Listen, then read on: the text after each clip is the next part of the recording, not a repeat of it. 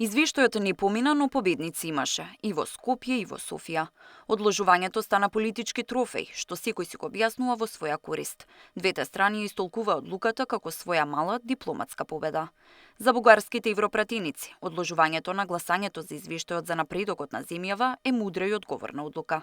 За македонската експертска јавност, јасен сигнал дека во оваа битка во Европскиот парламент победата е на македонска страна. Според поранишниот амбасадор во САД Зоран Јулевски, победата е наша затоа што и вистината е на наша страна. Во 21. век е несвојствено некој да негира идентитет на некоја нација.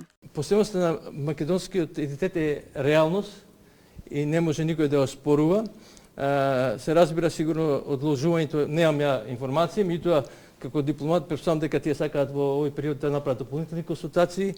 Меѓутоа она што е значено е да ние како држава и како регион продолжиме со реформите, биќе на крајот на краишта реформите што ги правиме пред се за нашите граѓани и да нашата економија што побрзо се приближи и стане конкурентна со европската економија. Според бугарските европратеници, Народното собрание Томас Вајц не успел да ја задржи неутралноста во изработката на извештајот за Македонија, процес што некој го нарекоа Катаргейт без пари.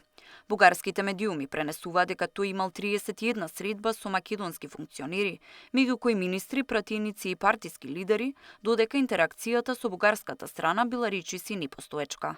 Според нив, извештајот е резултат на координација со Скопје, без вклучување на сите засегнати страни.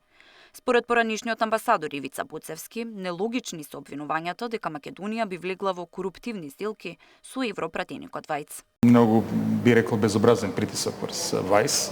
Се вели дека тој бил подложен на лобирање кое што личило на Катаргейт. Тоа е, како да кажем сега, јас разбирам дека секоја дипломатија се бори за националните интереси на својата земја. Меѓутоа, вон секоја здрава памет да се помисли дека сега Македонија тука би влегла во некои коруптивни сделки со еден европратеник, па уште известител за Македонија.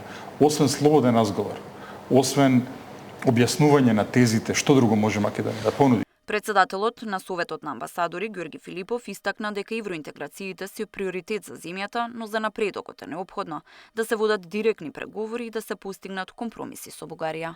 Тамара Дичевска, Сител телевизија.